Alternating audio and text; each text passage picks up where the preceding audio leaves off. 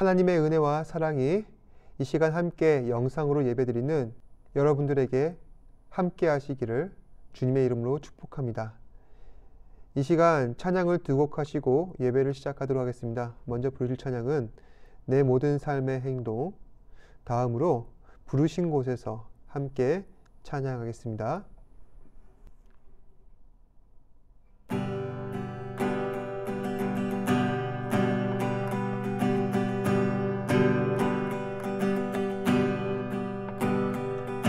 내 모든 삶의 행동 주 안에 주님 안에 있네. 나의 숨쉬는 순간들도 내 모든 삶의 걸음 주 안에 내 길도 주 안에 나의 숨쉬는 순간들도 라라라라라라 라라라라라라 라라라라라라 라라라라라 내 모든 삶의 행동 주 안에 주님 안에 있네. 나의 숨쉬는 순간들도 내 모든 삶의 걸음 주 안에 내 길도 주 안에 나의 숨쉬는 순간들도 라라라라라 라라라라라 라라라라라 라라라라라 자비와 은혜의 물결 어디서나 주 얼굴 보내 주 사랑 날 붙드네. 오 놀라운 주님의 사랑 내 모든 삶의 행동 주 안에 주님 안에 있네. 나의 숨쉬는 순간들도 내 모든 삶의 걸음 주 안에 내 길도 주 안에 나의 숨쉬는 순간들도 라라라라라라 라라라라라라 라라라라라라 라라라라라라 라라라라라라 라라라라라라 라라라라라라 라라라라라라 자비와 은혜의 물결 어디서나 주 얼굴 보내 주 사랑 날 붙드네. 오 놀라운 주님의 사랑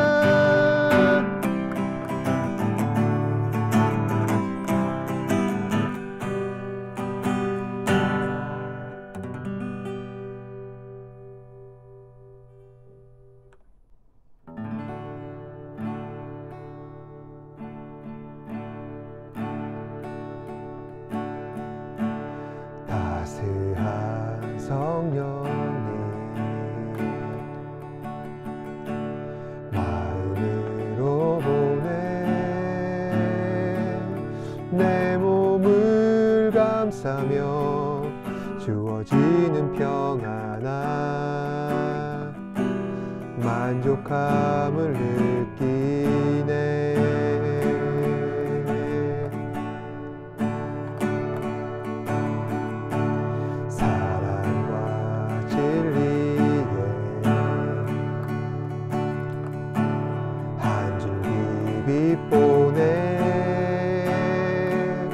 내 몸을 감싸며 주어지는 평안함 그 사랑을 느끼네.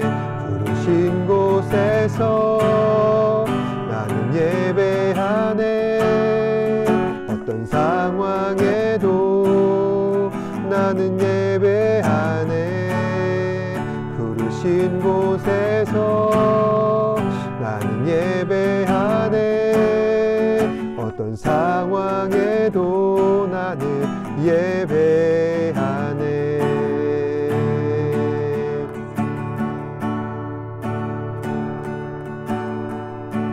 사랑과 진리에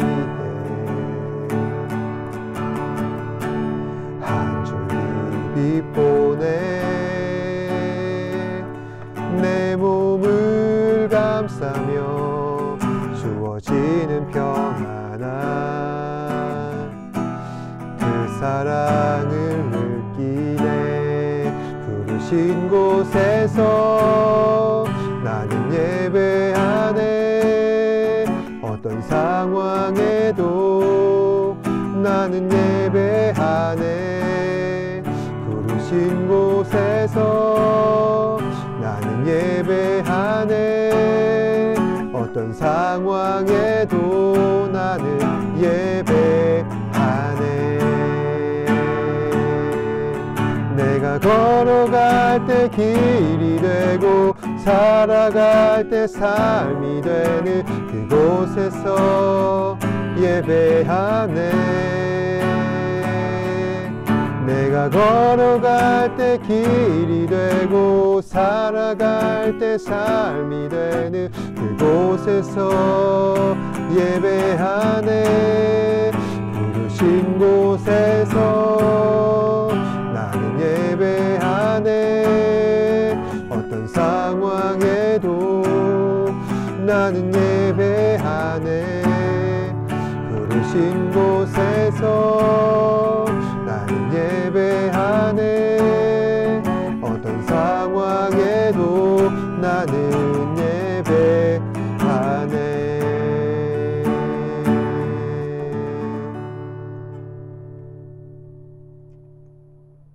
사도신경으로 신앙을 고백하도록 하겠습니다.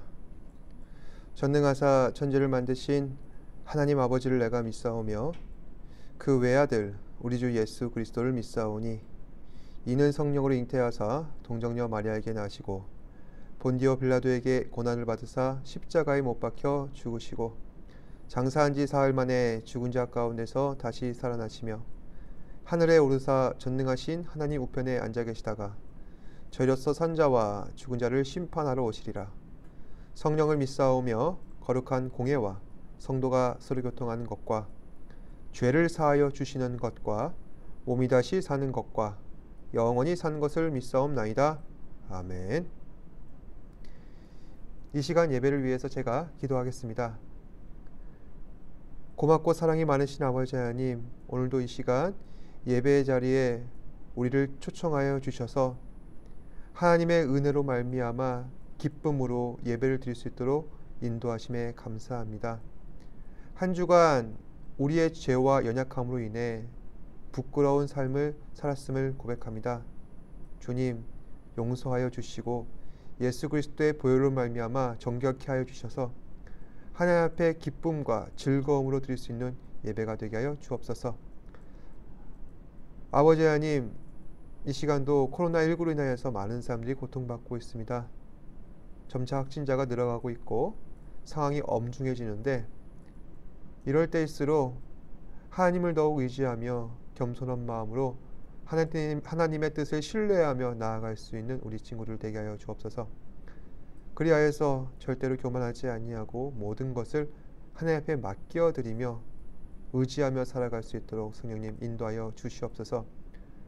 학업에 애쓰고 수고하는 가운데서도 지치지 않게 하시고 또한 힘과 능력으로 말미암아 모든 것을 넉넉히 감당해 나아갈 수 있는 우리 사랑하는 친구들 되게 하여 주옵소서. 이 시간 주님의 말씀을 나눕니다. 말씀을 통하여서 은혜를 깨닫게 하시고 우리의 삶이 말씀을 통해 변화되는 놀라운 역사가 나타나게 하여 주옵소서. 모든 것에 감사드리며 살아계신 예수님 이름으로 기도드립니다. 아멘.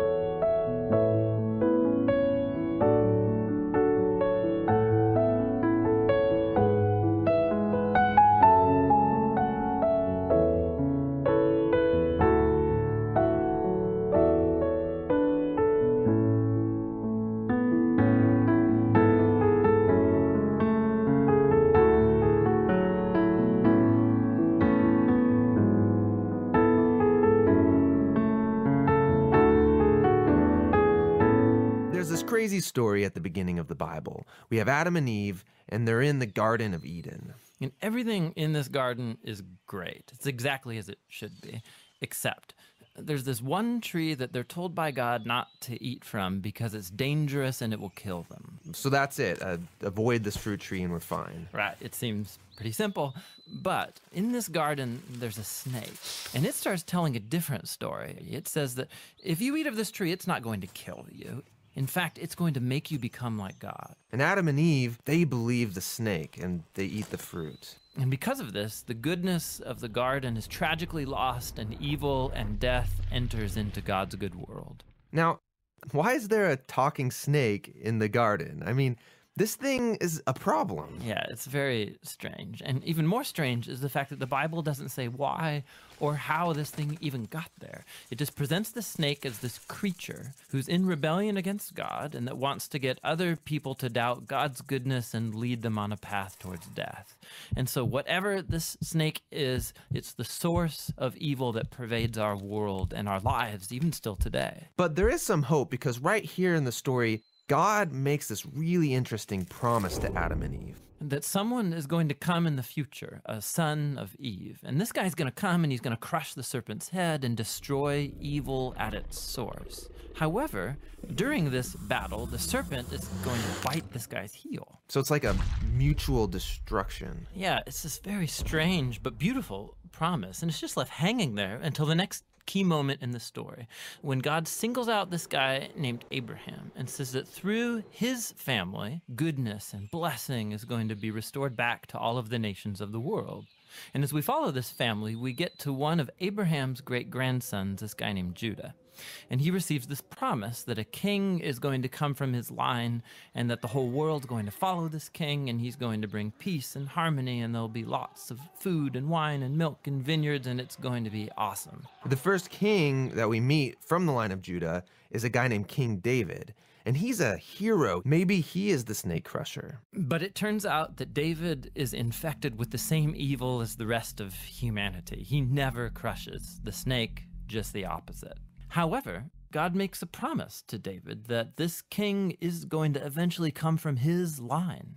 But as you go on in the story, one by one, each generation of his sons, they're just total chumps. They give into the snake, they choose evil, they go after money and sex and power and following other gods. Things get so bad that they run the nation of Israel right into the ground, and the big bad empire of Babylon just takes them out. And so now there are no more kings to even fulfill this promise. So it seems like the whole plan is lost. But during these dark days, there's this crazy group of guys called prophets, and they just kept talking about this coming king and reminding us of the promise that he'll come, he'll defeat evil, he'll restore the garden. Now, one specific prophet, Isaiah, he tells us more about why this king is bitten. Isaiah says that the promised king receives this wound because of humanity's evil, and that it kills him. But then all of a sudden he comes back, and Isaiah says it's because he suffered this wound that he can now become a source of healing to other people.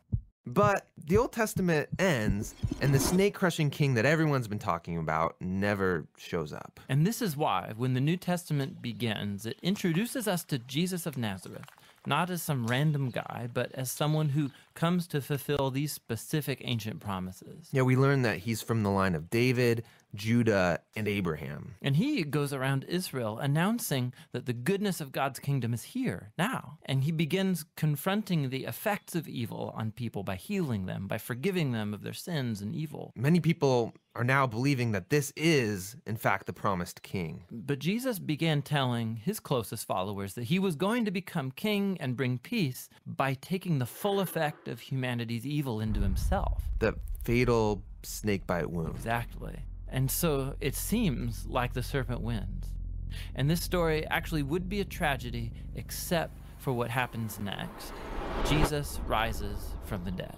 And now Jesus has the power over evil and death for himself. And so the rest of the New Testament is then making this claim that Jesus' power over evil and death has now become available to us to begin confronting the effects of evil in our lives. But even still, death and evil are a real problem in our world all around us. And so the story of the Bible ends by describing this future day when Jesus comes back and he finishes the job. He destroys the snake once and for all, and he restores the goodness of the garden here on earth.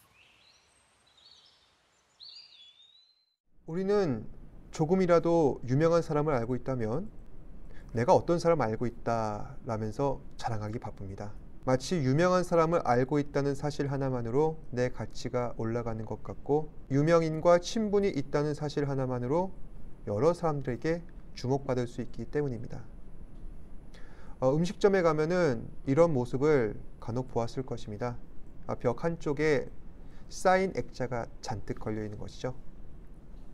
아마도 연예인이나 유명 인사가 그 음식점에 들렸다가 사장님께서 요청하셔서 사인 한 장 해드리고 인증샷까지 찍고 그러는 것 같은데, 사람들은 사인들을 보면서 이런 생각하는 겁니다.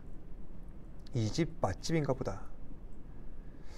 사실 사인이랑 음식 맛이랑 전혀 상관은 없습니다. 그 집이 사인을 받았다 해서 음식이 맛이 없을 수도 있고, 또 의외로 맛이 있을 수도 있습니다. 그럼에도 사람들은 사인을 통해서 일종의 착시 효과를 갖게 되는 겁니다. 벽에 걸려진 유명인들의 사인을 본 것만으로 마치 내가 맛집에 다녀온 것 같은 그런 기분이 드는 것이죠. SNS 하는 사람들의 목표가 이런 겁니다. 나를 따르는 팔로워들의 수가 늘어나고, 그 중에서도 유명한 셀럽이 나를 팔로우한다면 그때부터 나도 유명인들처럼 인식이 됩니다. 드라마 오징어 게임에 출연한 한 여자 배우가 있습니다. 원래 이분은 SNS 팔로워 수가 1000명대였는데 지금은 드라마로 인해서 유명해지면서 해외에서 많은 수의 팔로워를 자랑하는 셀럽들이 친구 맺기를 시작했고, 그 영향으로 많은 사람들이 그 배우를 팔로우하기 시작했습니다. 그래서 지금은 수백만의 SNS 팔로워를 자랑하는 인기인이 되었다고 합니다. 제가 만약 그 배우의 입장이라면 어떨까 생각해 보게 됩니다. 유명세를 탄다는 거, 그래서 많은 사람들이 나를 알아주고 인정해 주는 거, 이건 전혀 기분 나쁜 일은 아니죠. 누구나 살면서 한 번쯤 그런 명예 누리고 싶을 것입니다. 하지만 이런 말도 안 되는 일이 정작 현실 속에서 일어나게 된다면 저는 두려운 마음이 들 것 같습니다. 유명인이 되고 사람들의 관심을 받는다는 것은 그만큼 많은 사람들의 기대를 짊어지고 있다는 것입니다. 그래서 그러한 기대에 매여 살다 보면 결국 아무것도 마음대로 하지 못하는 자유롭지 못한 삶을 살게 됩니다. 그런 말씀으로 돌아가겠습니다. 예수님께서는 2000년 전 유대 땅에 나타나셔서 공생의 사역을 감당하셨을 때 당대 최고 유명인의 삶을 살아가셨습니다. 모두가 예수님의 말과 행적들 주목했고, 예수님의 그러한 행보를 보면서 어떤 사람들은 열광했고 또 어떤 사람들은 비난했습니다. 그런데 오늘 말씀에 나타난 예수님의 모습은 우리가 알고 있는 것처럼 유명인의 모습과 달라 보입니다. 예수님께서는 육신의 몸을 입고 이 땅에 오셔서 하나님 나라의 복음을 가르치시고 전하시고 수많은 병자들을 고치셨습니다. 그런데 이 일을 대도시 예루살렘에서 하는 것이 아니라 군소도시 갈릴리에서 하시는 겁니다. 그러니까 예수님께서는 사람들이 많이 모여있는 서울 같은 곳에서 대형교회 개척하고 크게 사역하신 것이 아니라 지방을 돌아다니시면서 말씀을 전하시고 다른 사람들이 잘 알아주지도 않는 가난한 사람들과 병자들을 돌보는 일을 하십니다. 오늘 성경에서는 예수님께서 이렇게 갈릴리에서 사역하시는 이유를 유대인들이 예수님을 죽이려 하기 때문이라 기록하고 있습니다. 앞서 말씀드린 것처럼 예수님께 적이 많습니다. 특히 바리새인과 서기관들, 그리고 대제사장들, 유대인들의 핵심 인사라 할 수 있는 이러한 사람들은 예수님의 존재를 견제했었고, 그래서 호시탐탐 예수님을 죽일 계획을 가졌습니다. 하지만 이러한 위협 속에서도 예수님의 소문은 유대 땅에 널리 퍼지기 시작하였고, 예수님은 일약 스타가 되셨습니다. 그런 와중에서도 예수님께서는 대중의 인기에 연연하지 않으시고 하나님 나라와 복음을 증거하는 일에 더욱 집중하는 삶을 사셨습니다. 이런 예수님의 행보를 놓고 불만을 품는 사람들이 있습니다. 이 사람들은 바리새인이나 서기관들이 아니라 예수님을 추종하고 함께 섬기는 예수님의 형제들이었습니다. 당시 예수님께서는 갈릴리와 예루살렘을 지나 당신의 고향이었던 나사렛에 돌아와 잠시 머무셨습니다. 그때 예수님의 형제들이 예수님께 나와 뼈 때리는 말을 시전합니다. 우선 2절 말씀 함께 읽어봅시다. 시작. 유대인의 명절인 초막절이 가까운지라. 당시 유대인들은 명절이 되면 예루살렘에 모여서 성대한 축제를 벌였습니다. 말씀에 기록된 초막절이 바로 그때였는데 당시 이 초막절은 유대인들이 지냈었던 3대 절기 가운데 하나입니다. 유대인들은 초막절이 되면 산에서 나뭇가지를 모아 텐트를 치고 7일 동안 거기서 거주하면서 시간을 보냈습니다. 사람들이 초막절을 지내는 이유는 무엇 때문일까요? 하나님께서 초막절을 제정하신 이유는 과거 이스라엘 백성들이 애굽을 떠나 광야 생활하였을 때 하나님께서 이스라엘 백성들을 구원하신 일과 은혜 베푸신 것을 기억하라는 취지입니다. 그래서 많은 사람들은 초막절이 되면 전국 각지에서 예루살렘으로 몰려들어 초막을 짓고 하나님께 제사 지내며 함께 은혜 나누는 시간을 가졌습니다. 그때 고향에 머물러 있었던 예수님을 향해서 그의 형제들이 나와 다음과 같이 말합니다. 3절에서 5절 말씀 함께 읽어보겠습니다. 시작. 그 형제들이 예수께 이르되 당신이 행하는 일을 제자들도 보게 여기를 떠나 유대로 가소서. 스스로 나타내기를 구하면서 묻혀서 일하는 사람이 없나니 이 일을 행하려 하거든 자신을 세상에 나타내소서 하니 이는 그 형제들까지도 예수를 믿지 아니함이로라. 지금 형제들이 예수님께 요구하는 것은 이런 것입니다. 여기 비좁은 나사렛에 사람들 눈에 잘 안 띄는 그런 사역은 좀 멈추시고 이제 좀 큰 도시로 나가셔서 거기서 기적도 베푸시고 말씀도 전하시고 좀 그러십시오. 형님, 언제까지 여기서 이러고 계실 겁니까? 아마도 예수님의 형제들은 지금 초막절이야말로 예루살렘에 많은 사람들이 모여있기 때문에 거기서 말씀을 전하고 기적을 베풀면은 우리도 한몫 잡을 것이라 생각을 하고 그런 제안을 하였던 것 같습니다. 이러한 사람들의 이야기는 좀 타당해 보입니다. 지금 이스라엘 백성들이 가장 원하는 것은 무엇입니까? 과거 이스라엘의 영웅이었던 다윗과 같은 왕이 일어나서 이스라엘이 회복되고 로마의 압제로부터 자신들의 주권을 되찾는 것입니다. 당시 이스라엘 백성들은 말씀에 예언되었던 메시아를 고대하고 있었습니다. 형제들이 보기에 지금의 예수님이라면 메시아를 갈망하던 이스라엘 사람들의 기대를 충족시킬 수 있는 탁월한 능력이 있다고 생각했습니다. 사람들은 그런 얘기합니다. 물 들어올 때 노를 저어야 한다. 형제들이 보기에 예수님의 상황이 바로 그런 상황인 것이죠. 예수님께서는 나사렛과 갈릴리에서 유명해지셨습니다. 충분한 인기와 입지도 얻으셨고 그러니 이제 더 사람들이 많이 모이는 예루살렘으로 나아가 인지도를 올릴 수가 있는 그런 기회가 주어졌습니다. 하지만 예수님께서는 그런 형제들의 제안에 귀를 기울이지 않으십니다. 예수님께서 말씀하십니다. 7장 6절 말씀. 예수님께서 이르시되 내 때는 아직 이르지 아니하였거니와 너희 때는 늘 준비되었느니라. 이 말씀의 뜻은 무엇일까요? 내 때는 아직 이르지 아니하였다. 여기서 말씀하시는 예수님의 때란 무엇입니까? 예수님의 때란 십자가에서 죽으시는 때를 말합니다. 여러분, 예수님께서는 이 땅에 왜 오셨습니까? 그냥 말씀 전하고 기적 나타내고 그래서 인기몰이 하려고 오셨을까요?